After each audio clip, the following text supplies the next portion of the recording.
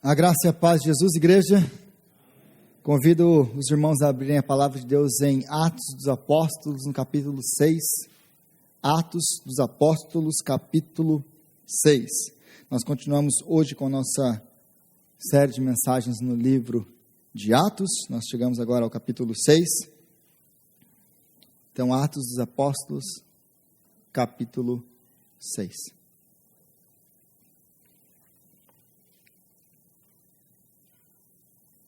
Nós lemos a partir do versículo 1. Atos 6, a partir do versículo 1.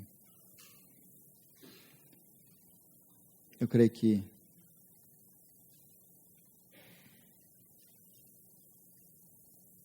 quase todos acharam. Amém? Amém? Okay. Atos, capítulo 6, a partir do versículo 1, diz assim a palavra de Deus. Naqueles dias, crescendo o número de discípulos, os judeus de fala grega, entre eles, queixaram-se dos judeus de fala hebraica, porque suas viúvas estavam sendo esquecidas na distribuição diária de alimento. Por isso, os 12 reuniram todos os discípulos e disseram: não é certo negligenciarmos o ministério da palavra de Deus, a fim de servirmos as mesas. Irmãos, escolham entre vocês 7 homens de bom testemunho, cheios do espírito de sabedoria Passaremos a eles essa tarefa e nos dedicaremos à oração e ao ministério da palavra. Tal proposta agradou a todos. Então escolheram Estevão, homem cheio de fé e do Espírito Santo, além de Felipe, Prócoro, Nicanor, Timon, Pármenas e Nicolau, um convertido ao judaísmo, proveniente de Antioquia. Apresentaram esses homens aos apóstolos, os quais oraram e lhes impuseram as mãos. Assim a palavra de Deus se espalhava, crescia rapidamente o número de discípulos em Jerusalém, também um grande número de sacerdotes obedecia à fé. Palavra de Deus. Convido os irmãos mais uma vez à oração. Senhor, nós te clamamos agora, ó Pai, que o Senhor venha falar conosco. Que o Senhor venha, Pai, abrir o nosso entendimento, iluminar o nosso entendimento. E que o teu Espírito venha falar aos nossos corações através da sua palavra. E que a sua palavra venha trazer mesmo transformação. Venha trazer renovo. Venha trazer bênção sobre a sua igreja. Que a tua palavra, Pai, pregada, venha glorificar o teu nome, exaltar o nome de Cristo e abençoar o teu povo. É o que nós oramos em nome de Jesus. Amém. Amém. Então nós temos estudado o livro de Atos, nós chegamos agora no capítulo 6. E aqui no capítulo 6, nós encontramos aquilo que nós chamamos de a primeira ordenação de diáconos da igreja. Nós vamos encontrar os primeiros diáconos ordenados da igreja, né? E aí a partir do versículo 1 nós vemos assim: naqueles dias crescendo o número de discípulos, os judeus de fala grega, entre eles, queixaram-se dos judeus de fala hebraica, porque as suas viúvas estavam sendo esquecidas na distribuição diária de alimento. Então aqui no versículo 1, a partir do versículo 1, e toda a razão disso aqui, todo o texto aqui, ele vai lidar com o problema que é apresentado no versículo 1. Qual é o problema do versículo 1? A igreja estava a ponto de se dividir. Existia dissensão na igreja, discórdia na igreja. E por que é importante a gente observar isso? Porque a gente vai entender e vai lembrar daquilo que nós já vimos nos capítulos anteriores de Atos. Porque se você voltar um pouquinho aí no livro de Atos, você vai ver que nós temos os relatos de que a mente e o coração da igreja eram um. Existia uma unidade na igreja. Aí você lembra que os discípulos, eles vendiam aquilo que eles tinham e traziam o valor dessa venda aos pés dos apóstolos. Então existia, e não existiam necessitados no meio deles, porque os apóstolos pegavam esse dinheiro e distribuíam entre eles. Então existia uma unidade. Contudo, como todo ministério que vai crescendo, vão crescendo também os problemas. como todo ministério crescente, vai também crescendo os problemas. E aqui nós temos a primeira oportunidade de divisão na igreja, por causa da dissensão, por causa da discórdia. E é interessante porque quando nós olhamos tudo o que estava acontecendo na igreja, nós vemos que a igreja estava sendo ameaçada, os apóstolos já tinham sido presos, nós vemos que existia um grande temor e um tremor diante de Deus, por causa da história de Ananias e Safira. Lembra de Ananias e Safira? Que o Senhor os mata para mostrar que Ele é santo. Que o Senhor vai os matar naquele tempo porque eles mentem, porque existe uma hipocrisia, uma falsa religiosidade, uma falsa piedade no meio da igreja. Então, para purificar a sua igreja, para disciplinar a sua igreja, eles acabam morrendo. Então, a Bíblia nos diz, nós vimos isso na última semana, que existe um temor no povo. Eles admiravam a igreja, eles tinham a igreja em grande estima, mas o povo tinha medo de se ajuntar à igreja. Por quê? Por que eles tinham medo? Porque eles sabiam que a igreja é lugar santo, era um lugar diferente. Então eles tinham tudo isso, eles eram ameaçados, eles eram presos, eles estavam correndo muitas vezes risco de vida, eles são perseguidos e eles podem até morrer por causa de tudo isso, mas nada disso impediu o crescimento da igreja. A igreja crescia assustadoramente naquele tempo. E o que isso nos ensina? Qual que é o contraste que nós devemos fazer entre tudo isso que nós acabamos de ler, de ver, até aqui no capítulo 6 de Atos, e agora no capítulo 6, versículo 1. Porque até o capítulo 5, versículo 42, parece que tudo é um mar de rosas. A igreja está de vento em popa e a coisa está acontecendo e não tem nenhum problema na igreja. Que, aliás, eu vejo algumas pessoas dizendo que a igreja do primeiro século, está vendo, é o modelo, a igreja perfeita, não tinha problema na igreja. Bom, no capítulo 6, versículo 1, você tem a primeira divisão da igreja, a primeira possível divisão da igreja.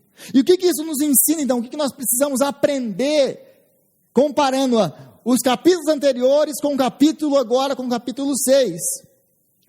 Que o problema vem de dentro, que nós temos que tomar cuidado com o que vem de dentro, não de fora. Porque a igreja está passando por todo esse momento de perseguição, de ameaças, de temor. Mas a única coisa que a perseguição, que a ameaça faz com a igreja é o quê? Expandir ainda mais. A única coisa que a perseguição e a ameaça faz com a igreja é purificar a igreja. Porque só entravam na igreja aqueles que realmente eram salvos, aqueles que realmente tinham sido transformados pelo poder do Espírito Santo, porque ninguém mais ousava entrar na igreja. As pessoas que entravam, elas entravam sabendo onde elas estavam entrando. Então a perseguição, ela tem esse caráter purificador com a igreja. Então nós não devemos ter problemas ou medo daquilo que está externo, mas nós devemos ter medo daquilo que está interno, porque o problema todo aqui era interno, era dentro da igreja. A perseguição nunca teve esse poder de dividir a igreja, só teve o poder de espalhar a igreja ainda mais. Mas agora, pela primeira vez, aqui no livro de Atos, nós encontramos algo que poderia dividir a igreja desde o começo. Porque aqui existia a possibilidade de nós termos duas congregações aqui agora divididas. Aqui nasce então a igreja evangélica de fala hebraica e a igreja evangélica de fala grega. Aliás, nós vivemos num contexto de muitas línguas, e eles também viviam no contexto de várias línguas, mas nem por isso eles tinham igrejas divididas. Nem por isso eles tinham uma igreja que só fala português, uma igreja que só fala inglês. Eles conseguiam manter a unidade, apesar das suas diferenças culturais, apesar das suas diferenças linguísticas. A igreja era unida. Mas então, aqui, o que nós temos que nos preocupar aqui, é que a dissensão e a discórdia entre os irmãos pode causar a divisão da igreja. Se tem uma coisa que pode e que nós devemos tomar cuidado como igreja, é que a dissensão, a discórdia entre irmãos na igreja pode causar a divisão da igreja. E aliás, se você já está nesse negócio de ser evangélico há algum tempo, você conhece histórias ou já participou de igrejas que foram divididas por causa de divisão, por causa de dissensão, por causa de discórdia entre irmãos. Porque se você perceber aqui, eles têm algum problema teológico entre eles? Não. Existe alguma heresia entre eles? Não. O que existe entre eles? Qual que é o problema de tudo aqui? Eles discordam de como a administração do dinheiro deveria ser distribuída para os necessitados. Isso era suficiente para causar o quê? Divisão na igreja. E nós então temos que lembrar que a palavra de Deus já nos ensina e nos adverte de algumas coisas.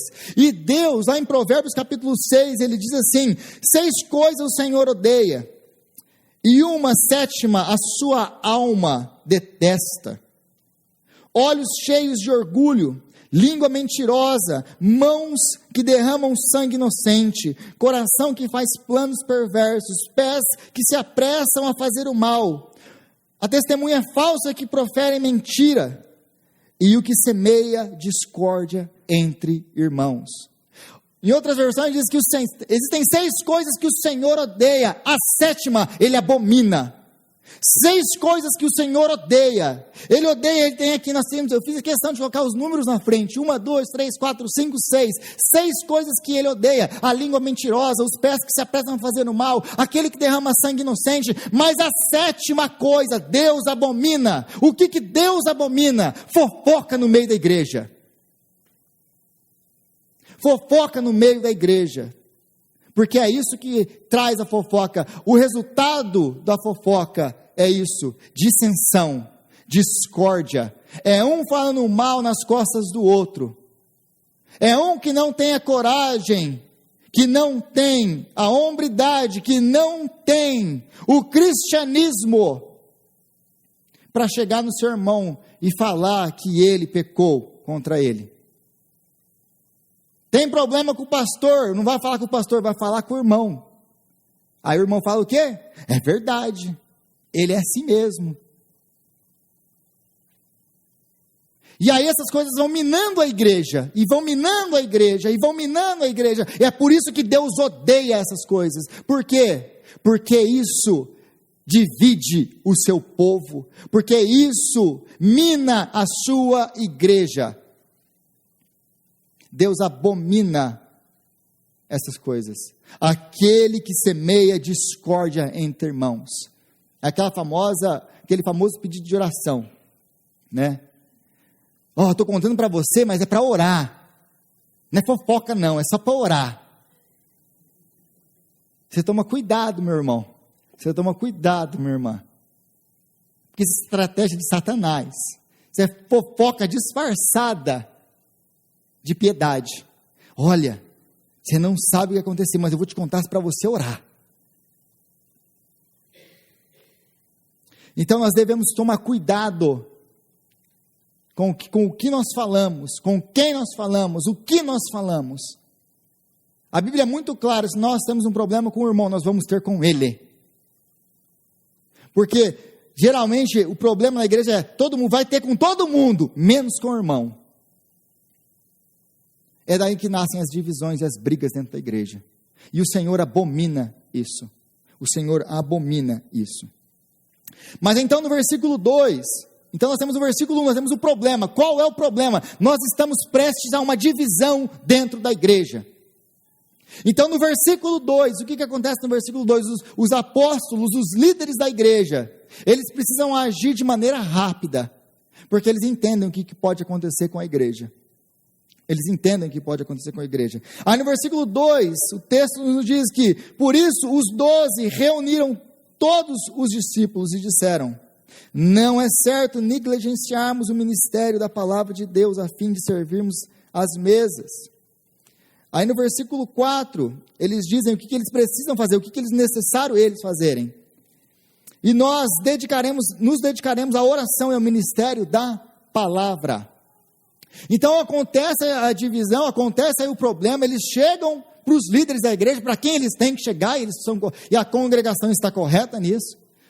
São os apóstolos os líderes? Vamos chegar nos apóstolos, vamos apresentar o nosso caso diante dos líderes da igreja. Apresentado isso aos apóstolos, né?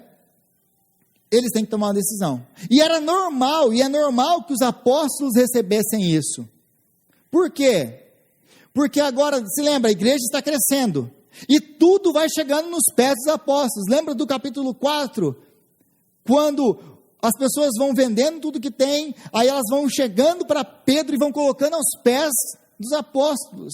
Então os apóstolos são os responsáveis por pegarem aquilo, por repartirem aquilo, por organizarem a distribuição, por fazer toda essa tarefa administrativa da igreja. Mas conforme isso vai crescendo, e aí a gente vê numa pregação vem 3.000, noutra pregação vem 5.000. E aí a igreja continua crescendo e crescendo. Nós já estamos por volta aqui de 20.000 pessoas. Você consegue imaginar 12 pessoas cuidando de 20.000? O que vai acontecer? Problemas de administração, problemas de liderança. Então eles começam a ficar sobrecarregados. Os apóstolos começam a receber essa carga, e era natural que eles chegassem para os apóstolos, porque os apóstolos eram as pessoas que faziam milagres, eram as pessoas que tinham andado com Jesus, eram as pessoas que eram responsáveis pelo ensino da igreja, eram as pessoas que tinham a sabedoria que vinha de Deus. Então vamos chegar nele, e tudo vai chegando, e a carga administrativa, a carga do ministério vai aumentando tanto, que nenhum homem é capaz de lidar com isso. Então, consequentemente, a consequência de tudo isso é que as tarefas se multiplicam, agora eles vão precisar fazer o quê? Priorizar. Os apóstolos então precisam priorizar. Priorizar o quê? Aquilo que eles foram chamados para fazer. E é essa decisão que eles entendem que eles têm que tomar. Não é certo que nós negligenciemos o nosso chamado, a nossa vocação, aquilo que Deus nos chamou para fazer. O que Jesus tinha instituído, Jesus tinha os escolhido para fazer? Para que Jesus os treinou? Para o ministério da palavra, para a pregação da palavra, para a oração. Então eles têm que priorizar as coisas. É isso que eles vão falar, e essa é a resposta deles: não é certo negligenciarmos a pregação da palavra. Aí nós temos que entender aqui uma coisa, e você entenda bem o que eu vou falar. Abre o filtro aí, como diria um pastor meu. A questão toda aqui é prioridade e não importância. A questão toda por trás disso aqui é uma questão de prioridade e não de importância. O que eu quero dizer com isso? É que todo o trabalho da igreja é importante, mas nem todos têm a mesma prioridade. Todo o trabalho da igreja é importante, mas nem todos os trabalhos têm a mesma prioridade ou primazia. Por exemplo, uma igreja sobrevive sem o ministério de acolhimento? Se a gente não tiver ninguém na porta, a gente sobrevive sem isso? Sobrevive. Mas é importante termos alguém na porta, recebermos bens da pessoa? É importante. Então você vai vendo que existem, os ministérios são saudáveis, os ministérios são importantes, nós precisamos deles. Mas qual é o ministério? O ministério que a igreja depende dele e ela só sobrevive com ele, o ministério da palavra e da oração. Sem isso, nenhuma igreja fica de pé. Então, a grande questão aqui não é uma questão de importância, eles não estão discutindo a importância do trabalho, eles estão discutindo a questão da prioridade. Tá bom, realmente nós precisamos desse ministério. Esse ministério da distribuição, da administração desses fundos são importantes. Mas esse não é o nosso chamado. Esse não é o nosso chamado. A nossa prioridade é essa. É essa aqui. pregar a palavra e orar. E por que a prioridade da igreja é a pregação da palavra e a oração? Por que a prioridade da igreja tem que ser a pregação da palavra e a oração? Porque todo o resto depende disso. É por isso que eles falam assim, nós não devemos negligenciar o principal, a prioridade, que é a pregação da palavra e a oração. Por quê? Porque se nós negligenciarmos isso para servirmos as mesas, se nós colocarmos esse outro ministério à frente desse que nós temos, a igreja vai ruir. A igreja vai ruir. Por quê? Porque toda a igreja depende da pregação da palavra, do conhecimento da palavra e da oração. Sem isso, não existe igreja. Não existe igreja. E 2 motivos por isso. Por que nós precisamos, então, priorizar a palavra e a oração? Primeira coisa, porque nós vamos cuidar do próximo quando entendermos o que Cristo fez por mim. Em outras palavras, nós vamos cuidar, servir a mesa, administrar os fundos, fazer aquilo que nós temos que fazer nos outros ministérios, quando nós entendemos o ministério do Evangelho, aquilo que Jesus Cristo fez por mim. Quando eu entendo o que o Evangelho é, o que Cristo fez por mim, como Ele me serviu, eu vou servir a outros. Quando eu entendo o quanto eu fui amado, eu vou conseguir amar a outros.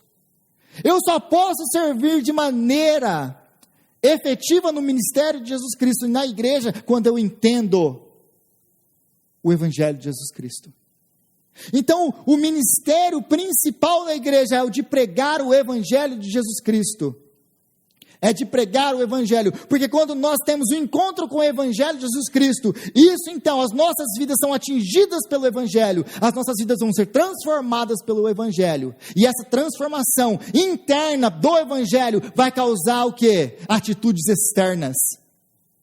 Mas então o nosso serviço, os nossos ministérios vão estar baseados no Evangelho, e não na glória do homem, e não no aparecer, e não numa religiosidade falsa, numa hipocrisia. Nós entendemos que nós somos o que somos pela graça de Deus. Se nós estamos aqui servindo ao Senhor, se nós estamos nessa igreja participando dos ministérios, é porque nós somos lavados, redimidos, justificados, chamados por Deus para isso.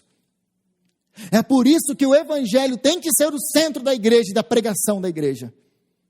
Porque é o Evangelho que transforma. É o Evangelho que transforma.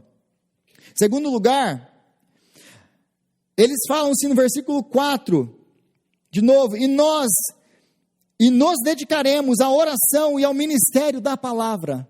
Nós nos dedicaremos à oração e ao ministério da palavra. Por que eles falam que eles têm que se dedicar à oração e ao ministério da palavra? Porque sem a oração, todo o ministério da palavra não é efetivo, porque o poder de convencer pecadores não está em nós. Você pode conhecer tudo de teologia, se você não coloca o seu joelho no chão para buscar a Deus, você não tem o poder não está em você de convencer pecadores. O poder está no Espírito Santo de Deus. Então você pregar o Evangelho, eu conheço tudo de teologia, e não tem vida com Deus, não tem vida de oração, não tem poder. Uma vez perguntaram para A.W. Tozer, um teólogo, perguntaram para ele, Tozer, o que é mais importante para um pregador? O conhecimento da teologia, o estudo da palavra, ou a oração? O que ele responde dessa maneira: o que é mais importante para um passarinho? A asa da direita ou a asa da esquerda? Aí eles respondem o quê? As duas. Por quê? Porque sem uma, ele não consegue voar. O que é mais importante para exercermos qualquer ministério dentro da igreja? A oração ou a palavra de Deus? Os dois. Porque se você não tem a base da oração, se você não se prostra diante de Deus, orando por qualquer ministério que seja na igreja, você não tem o poder do Espírito Santo para exercer o seu ministério. Não tem. E se você não tem o conhecimento da palavra de Deus, o que você vai ensinar para as pessoas? Ou o que vai te guiar no meio do ministério? O seu conhecimento? As suas experiências de vida? Imagina que eu subo aqui todo domingo para ensinar para vocês as minhas experiências de vida, para ensinar aquilo que eu acho que eu sei alguma coisa. Eu não tenho nada para passar para ninguém. O Rodrigo não tem nada para ensinar para ninguém. As minhas experiências de vida não mudam ninguém. O que muda é a palavra de Deus. O que muda são as Escrituras. Mas agora, pregar a palavra sem oração, eu nunca subo num púlpito sem orar. Pela minha vida e pela vida daquelas pessoas que estão me ouvindo. Porque quem faz você entender a palavra é o Espírito Santo de Deus. Quem transforma a sua vida é o Espírito Santo de Deus, não é a minha pregação. E quem enche a minha boca para pregar, quem me dá graça para pregar, é o Espírito Santo de Deus. Então tudo, se não é regado na oração, é inútil. É inútil. Então é por isso que eles vão se dedicar à pregação da palavra e à oração. E nós precisamos entender então que o trabalho do pastor é pregar a palavra e ensinar a palavra à sua igreja. O meu trabalho como pastor dessa igreja é pregar a palavra, é ensinar a palavra, é orar com vocês e por vocês. Esse é a prioridade do meu ministério. Por que é necessário falar isso para a igreja? Porque nós vivemos num tempo em que Satanás, ele é sujo, e ele é astuto. Ele tem colocado muitos pastores e líderes das suas igrejas, com muitas coisas que são importantes, enchendo de coisas importantes os líderes, para que os líderes deixem a prioridade de lado. Aí o cara faz tudo na igreja. Ele abre, ele fecha, ele troca a lâmpada, ele passa o som, ele toca, ele faz isso, ele faz aquilo. Ele tem que fazer tudo dentro da igreja, ele tem que lidar a todos os ministérios dentro da igreja. Qual que é o tempo que ele tem para orar? Qual é o tempo que ele tem para se preparar para pregar a palavra de Deus? Aí não é de se assustar que quando chega na hora da pregação, é uma pregação que não tem o que? Profundidade. Por quê? Porque se exige tanto do ministro que ele não tem tempo para se preparar. Mas essa é a estratégia de Satanás, colocar coisas que são importantes, mas não são a prioridade. Encher o seu prato de coisas importantes, mas que não são a prioridade. Então a tarefa do ministro e a tarefa dos líderes de ministério é essa. É falar não quando precisa falar não. E é exatamente isso que os apóstolos estão falando aqui. Eles queriam colocar mais uma tarefa, eles queriam colocar mais uma coisa importante nas mãos deles, mas eles falam, é impossível para nós pegarmos isso. Eles entenderam que eles já falharam como líderes nessas áreas. A gente já pegou, a gente já estava fazendo e não deu certo. Não deu certo. Então, para o líder, ele precisa entender uma coisa: qual é a minha prioridade? Qual é a minha prioridade? O que Deus me chamou para fazer? Dentro do seu ministério, dentro da sua liderança, qual é a sua prioridade? Uma vez me falaram isso, eu aprendi isso há algum tempo atrás. Para você ser efetivo naquilo que Deus te chamou para fazer, você precisa de prioridade. Então eu tenho um alvo, eu tenho uma prioridade, eu tenho um chamado. Todas as outras coisas que aparecem, que são importantes, eu falo, não. Por quê? Porque não é a minha prioridade. Porque não é o que Deus me chamou para fazer. O meu chamado é a pregação da palavra, do Evangelho e a oração. Então todo o resto pode ser importante, mas não é prioridade. E eu não estou falando que nós não vamos fazer, como vocês conhecem, e nós temos que fazer muitas e muitas coisas dentro da igreja, mas chegam momentos que você precisa tomar uma decisão, e você precisa ser bíblico nisso. Essa é a minha prioridade, porque se ela não é a sua prioridade, é importante, mas você vai estar perdendo tempo com aquilo que Deus não te chamou para fazer. E você está em pecado contra Deus. Então nós precisamos ser bíblicos nas nossas decisões. E o que vai acontecer? O que vai acontecer? Satanás, ele quer sufocar pastores com coisas importantes, mas que não são prioridades, para que o rebanho não seja alimentado. Porque essa é a consequência. Quando ele não tem tempo para orar, tempo para estudar, tempo para preparar a pregação e alimentar e pregar para o seu povo o evangelho de Cristo, o que vai acontecer com o rebanho? O rebanho vai morrer de fome. É tudo que ele quer. Que o corpo de Cristo não seja alimentado com a palavra de Deus. Então nós precisamos tomar cuidado com as estratégias de Satanás. E isso vai causar tudo isso. Se você não tem a palavra de Deus, se você não tem o norte que é a palavra de Deus, isso vai trazer o que dentro da igreja? Confusão, divisão, brigas e caos na igreja. Porque falta o quê? Falta a direção de Deus. Nós não fazemos nada na igreja por aquilo que nós achamos legal. Ou por as nossas experiências, nós fazemos guiados pela palavra de Deus. Se não tem palavra, quem guia? O que guia a igreja? Então os apóstolos, eles não estão desprezando o servir às mesas.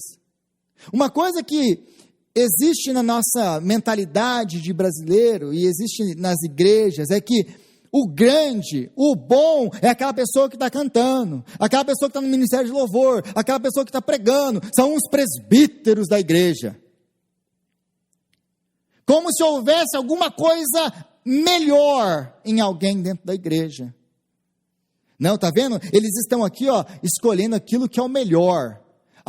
Eles não estão tratando o servir à mesa como algo que não é importante.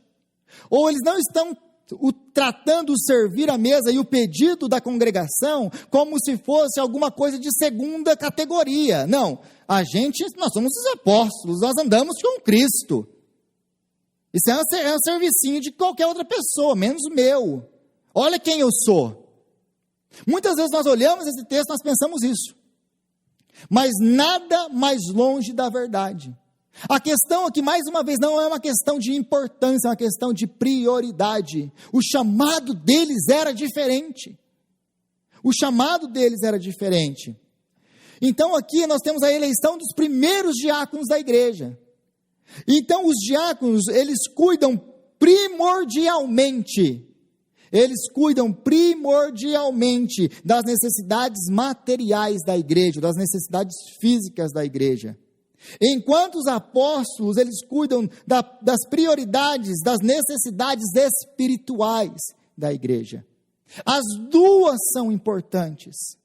As duas são necessárias. Nós precisamos de pessoas para exercerem as duas funções. Mas Deus chamou alguns para uma função e outros para outra função. E aí eu coloquei essa palavra primordialmente com um intuito. Porque o intuito que eu coloquei essa palavra aqui é para dizer o seguinte: isso não significa que os apóstolos não serviam às mesas. E isso não significa que os diáconos não pregavam a palavra. Porque se você olhar o capítulo 7 e o capítulo 8, e aliás, esse texto está aqui para introduzir o capítulo 7 e o capítulo 8, porque o capítulo 7 ele vai falar da morte do primeiro mártir da igreja, que é Estevão. Que é esse homem cheio do Espírito Santo.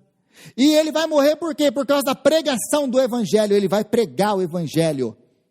Aí você vai ver Felipe no capítulo 8, que vai também pregar o evangelho. Então o servir às mesas não os isenta de pregar o evangelho, porque pregar o evangelho é o chamado de todo crente, não apenas do pastor da igreja. Nós todos fomos chamados para pregar o evangelho. Nós todos fomos chamados para a oração. Então, o ser o líder da igreja não impede você de ajudar nas outras tarefas da igreja. Você ser o pastor da igreja não te impede de carregar cadeira, como qualquer outra pessoa, porque você não é melhor do que ninguém. O ser diácono da igreja não te torna inferior a ninguém mais, ou não te torna superior a um membro comum, aspas, da igreja, ou a um líder de ministério. não te torna melhor do que ninguém, não te torna superior a ninguém. E não te impede, principalmente, de pregar. Aliás, quando nós vamos ver Tito, e nós vamos ver 1 Timóteo capítulo 3, aquilo que é necessário para os presbíteros, para os diáconos da igreja, é que todos eles têm que saber ensinar a palavra. Porque ensinar a palavra é dever de todo crente. É todo crente. E essa questão é muito importante e é bíblica, é isso que eu estou falando para vocês aqui. Não existe ninguém melhor do que ninguém na igreja.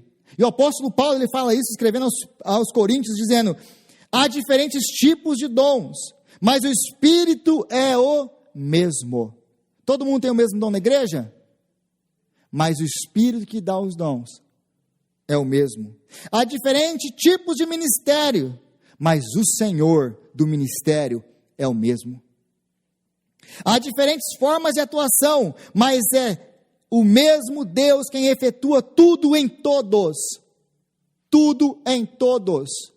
A mesma graça que foi dada ao pastor da igreja para pregar, para ensinar, para fazer exercer o seu ministério, é a mesma graça que foi dada para todos os outros ministérios da igreja, do mesmo Deus, pelo mesmo Espírito. Não tem ninguém melhor do que ninguém. A igreja de Jesus Cristo só tem uma estrela, é Cristo. Não existem grandes homens de Deus, existem pequenos homens, homens fracos, como eu e você, que servem a um Deus grandioso e poderoso, para usar homens e mulheres como nós. A cada um, porém, é dada a manifestação do Espírito, visando o bem comum. Então, qual que é o objetivo das diferenças de dons? Qual é o objetivo de Deus, de multiplicar os ministérios, e usar diferentes dons, usar diferentes pessoas, levantar líderes diferentes? Qual que é o objetivo de tudo isso? O bem comum da igreja. Porque se todo mundo é cabeça, quem que vai andar? Se todo mundo é perna, quem que vai pegar? Não é isso que o apóstolo Paulo fala também em Coríntios? E aliás, ele vai falar isso em Romanos, vai falar isso em Efésios, ele vai falar existem dons diferentes, ministérios diferentes, mas tudo é para o bem comum da igreja e para a glória de Deus. É para a glória de Deus.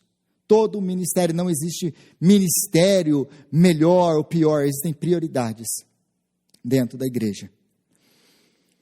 E aí nós precisamos entender que Jesus é a pregação, o modelo e a força do ministério. Porque nós somos chamados para pregar e orar. Pregar o quê?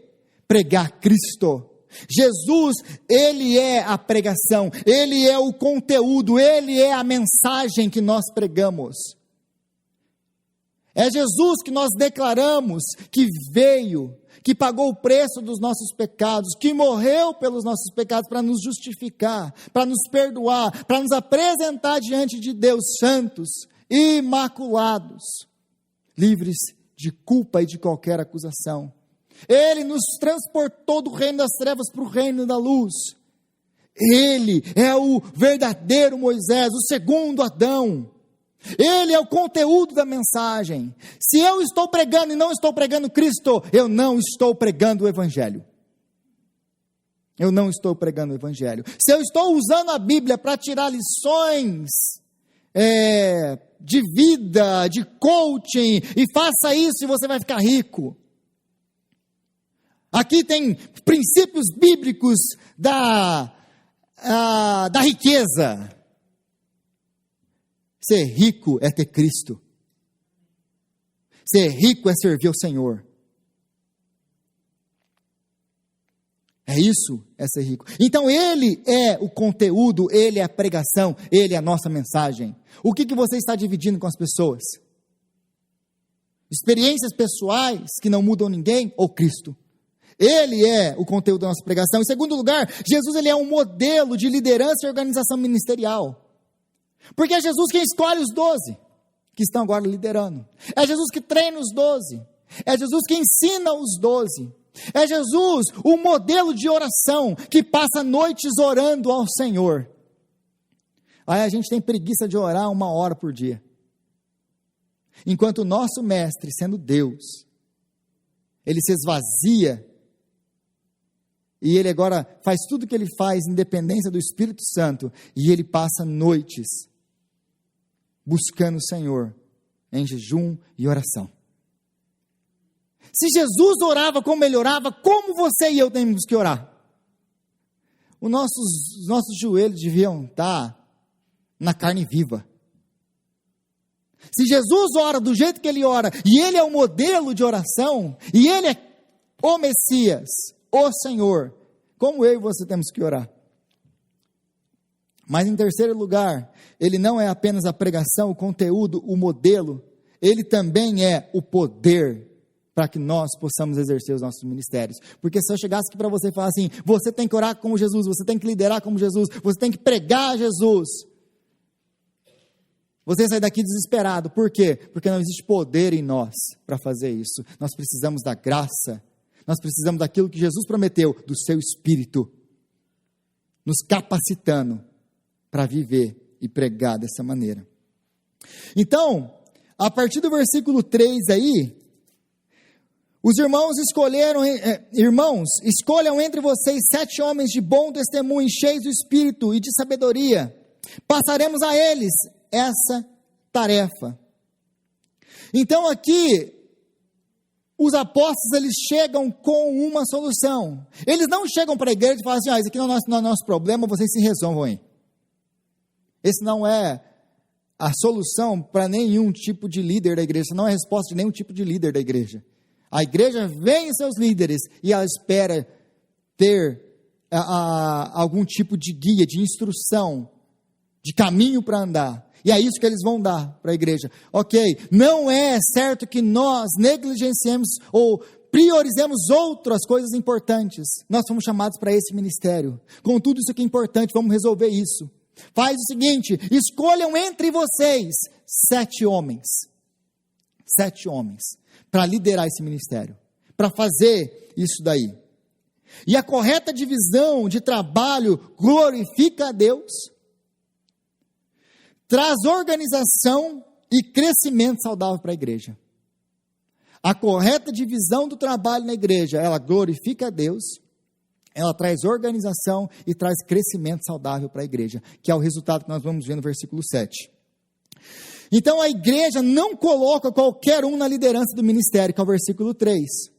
Porque, voltando ao versículo 3, irmãos, escolham entre vocês 7 homens de bom testemunho. Primeira coisa, tem 3 coisas escolham 7 homens, mas é qualquer homem? Não. Eles têm que ter 3 qualidades. Primeira coisa, tem que ser homens de bom testemunho, dentro da igreja, fora da igreja, como que é a vida dele lá na casa dele. Aliás, gente, isso aqui tudo vai ser a base daquilo que o apóstolo Paulo vai colocar como qualidades de diáconos e presbíteros, de líderes para a igreja, lá em 1 Timóteo e lá em Tito. Isso aqui vai ser a base de tudo aquilo lá. Então a primeira coisa que esses homens têm que ser, é o quê? Homens de bom testemunho, homens de caráter, homens que refletem a Cristo dentro da igreja e fora da igreja, porque é muito legal, todo mundo aqui dentro é crente, a paz do Senhor, todo mundo aqui é crente, é igual aquela história da menininha que chega para o pastor da igreja e fala assim, pastor, a gente pode mudar para a igreja?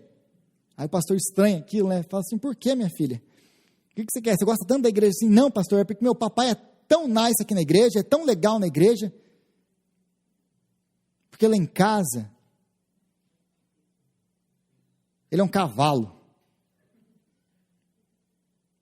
Então, homens de bom testemunho. Segunda coisa, homens cheios do Espírito Santo. E como que você é cheio do Espírito Santo? Vida de oração, vida de palavra, vida de devocional, vida de busca. Você vai ser cheio do Espírito Santo. Então é homem que estuda, que ora, que busca, é homem que é cheio do Espírito. Quer ser líder da igreja? É homem cheio do Espírito. Em terceiro lugar, homens sábios. Agora homens que são nesse caso específico, homens que são bons administradores, homens que vão exercer o seu ministério com excelência, homens que conhecem daquilo que eles vão fazer. Está aqui, ó, chama 7 desses, me escolhe 7 homens assim. Então é trabalho da igreja. Isso aqui é muito legal, porque isso aqui é basicamente o modelo presbiteriano, que é o modelo bíblico de podermos elegermos os nossos diáconos e presbíteros. Nós chegamos para a igreja elege, me dá os nomes, igreja. Quem são os diáconos? Quem são os presbíteros dessa igreja? Aliás, é uma coisa que nós temos orado e buscado a Deus para fazer logo. Temos os nossos próprios diáconos, nossos próprios presbíteros eleitos e ordenados aqui. Então, chega um momento em que nós perguntamos à igreja, quem são esses homens de bom testemunho, cheios do Espírito e sábios para governar essa igreja? Para trabalhar junto com o pastor dessa igreja. Quem são eles? Os nomes vêm, são avaliados. E então, passado, aprovado pelos líderes da igreja, então esses homens são recebidos, as mãos são impostas sobre eles, e eles são ordenados ao ministério. E é isso aqui que está acontecendo aqui, a primeira ordenação ministerial da igreja. Os 7 primeiros diáconos da igreja. Apesar que essa palavra diácono não aparece aqui, em português, mas ela aparece 4 vezes em grego. Porque aqui você vai encontrar aí no versículo 2, 1, no finalzinho do versículo 1, distribuição diária de alimento. A palavra original aí no grego é diaconia, é serviço. Eram as pessoas responsáveis pelo serviço diário da distribuição desse alimento aí. Essas pessoas são, aliás, os apóstolos, eles falam aí, quando a gente fala essa palavra ministério da palavra, a palavra original aí é diaconia da palavra. Nós somos chamados para a diaconia da palavra, que é o serviço da palavra, que é servir a igreja com a palavra. Todos nós somos diáconos, porque todos nós servimos a igreja. Então, a igreja não escolhe qualquer um e qualquer pessoa. Por quê? Porque pessoas erradas nos lugares certos, vão trazer problemas para a igreja. Pessoas erradas nos lugares certos, porque os ministérios da igreja são bons lugares, são lugares certos. Mas pessoas erradas nesses lugares certos da igreja vão causar muita dor de cabeça para a igreja. E eu não já perdi a conta de quantas vezes me foi feita essa proposta. Ah, Rodrigo, tem aquele guitarrista lá, ele está meio desviado da igreja, mas coloque ele lá na igreja para ver se ele firma, coloque ele lá no ministério para ver se ele firma. Eu estou dando um exemplo do louvor, porque é o que mais acontece. Deixa eu abrir meu coração, igreja, e deixa eu ser bíblico nisso. O ministério, e qualquer ministério que seja, na igreja, ele não é feito para converter crente. Ele não é feito para motivar crente a ficar na igreja. O ministério é dado e é chamado aquele que tem bom testemunho, aquele que tem vida com Deus, e aquele que é sábio ou habilidoso para fazer aquele ministério. É assim que nós escolhemos líderes para o ministério. É assim que nós colocamos pessoas para trabalhar. Porque você quer ver uma coisa que acontece na igreja? É muito fácil você colocar qualquer pessoa em qualquer ministério. O difícil é o quê? Tirar. É muito fácil colocar a pessoa errada no lugar certo. O difícil é você tirar ela de lá. Sem causar briga, sem causar confusão, sem causar divisão na igreja. É por isso que quem toma essas decisões, nós temos que tomar decisões de maneira sábia, porque isso tudo pode prejudicar a igreja de Jesus Cristo. É por isso que nós precisamos ser cautelosos com quem nós colocamos nos ministérios da igreja, porque isso pode ferir o corpo de Cristo, e nós precisamos ser zelosos pelo corpo de Cristo. Aliás, deixa eu fazer um negócio aqui. Se você tem uma empresa, você contrata qualquer um para trabalhar para você? Então, se você não contrata qualquer um para trabalhar para você, no seu trabalho lá fora, por que a igreja tem que contratar qualquer um para trabalhar na igreja? Faz sentido para você ou não? Sim ou não, igreja? Nós precisamos zelar pelo corpo de Cristo. Essa aqui não é a igreja do Rodrigo, essa aqui não é a igreja da Betel, essa aqui é a igreja do Senhor Jesus Cristo, e tudo que nós fazemos aqui tem que ser feito com zelo, com zelo, porque colocar pessoas para liderar ministérios que não foram chamadas para liderar, vai trazer o quê? Se pessoas certas vai trazer organização, crescimento, saúde para a igreja, pessoas nos lugares errados vão trazer isso aqui: confusão, divisão, falta de efetividade, desvio de propósito e adoecimento da igreja. Pessoas nos ministérios errados vão fazer tudo isso aqui com a igreja, causar divisão, problemas de efetividade, porque a pessoa não foi chamada para aquele ministério, então ela vai mover outras pessoas de outros ministérios para acabar tendo que tomar aquela carga para ela. Por quê? Porque tem um líder errado no lugar errado. Porque talvez aquele líder nunca foi chamado para estar naquele ministério, era para estar naquele outro ministério. Nunca foi chamado para estar no louvor da igreja, foi estar chamado para estar na diaconia. Nunca foi chamado para estar na diaconia, foi chamado para estar na mesa de som. Nós precisamos entender qual é o chamado de Deus para as nossas vidas. Para as nossas vidas. Aí, versículo 5. Tal proposta agradou a todos, então escolheram Estevão, homem cheio de fé e do Espírito Santo, além de Filipe, Próculo, Nicanor, Timon, Pármenas e Nicolau, um convertido ao judaísmo. Versículo 6, apresentaram esses homens aos apóstolos, os quais oraram, eles impuseram as mãos.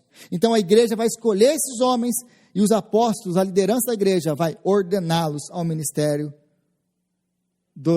da liderança da igreja. E é interessante que todos esses nomes aqui são nomes gregos.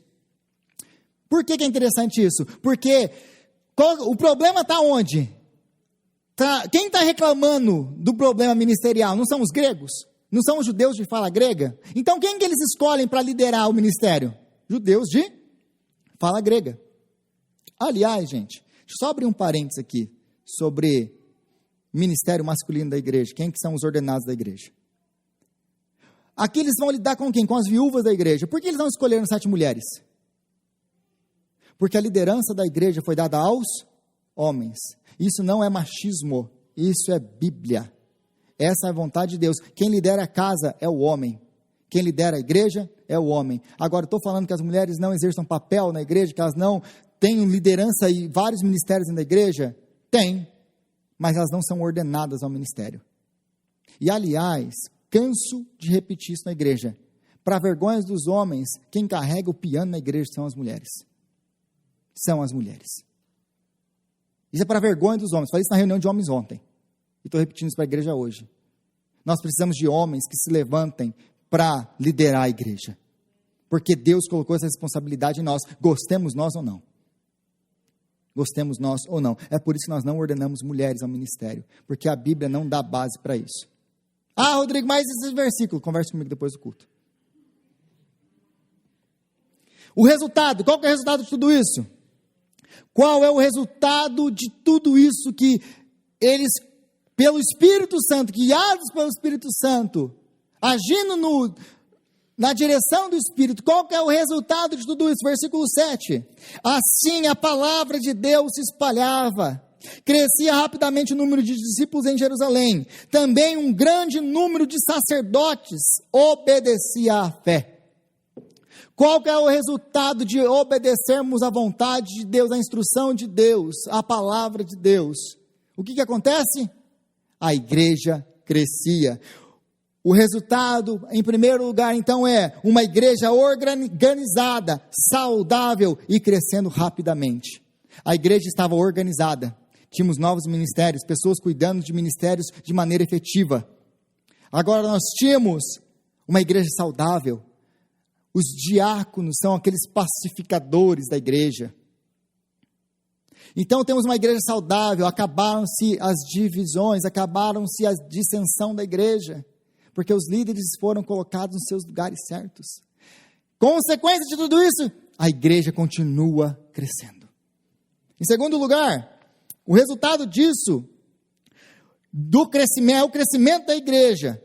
E aí a gente precisa entender por que a igreja cresce. Porque se você voltar comigo no versículo 7, assim a palavra de Deus se espalhava.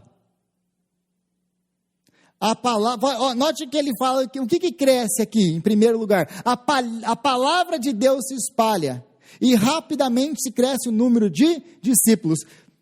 O crescimento da igreja está atrelado à proclamação, à pregação, à expansão da palavra. O crescimento da igreja está atrelado à expansão da palavra, à pregação da palavra. Por quê? Porque a igreja não cresce com subterfúgios humanos. A igreja não cresce com pregação humanista. A igreja não cresce com estratégias humanas para atrair gente carnal. A igreja cresce quando a palavra de Deus é pregada e Deus vai acrescentando à sua igreja aqueles que hão de herdar a salvação. É isso que a palavra de Deus nos diz. E é isso que ele estava fazendo no livro de Atos até agora, e é isso que ele continua fazendo. Quando a palavra de Deus é pregada, Cristo é o centro, o foco é Cristo. A palavra é pregada fielmente, nós não precisamos nos preocupar em colocar isso e aquilo no meio do culto para atrair gente. Por quê? Porque quem atrai para a sua igreja é Deus. É a pregação da palavra. Não somos os nossos meios, as nossas estratégias, não somos nós, é a palavra de Deus. Queria chamar o louvor para cá e queria orar mais uma vez. Senhor, nós te agradecemos, ó Pai, pela sua palavra, que nos instrui, que nos dá graça e que nos norteia, Senhor, para viver em comunidade, em viver em igreja. Agora dá-nos graça para viver essa palavra e aplicar essa palavra na nossa igreja. E que o Senhor venha mesmo nos dar, Pai, uma igreja que cresce para a sua glória, uma igreja organizada, uma igreja saudável, uma igreja centrada em Cristo Jesus. Abençoa-nos, ó Deus, assim. É o que nós te pedimos em nome de Jesus. Amém. Amém.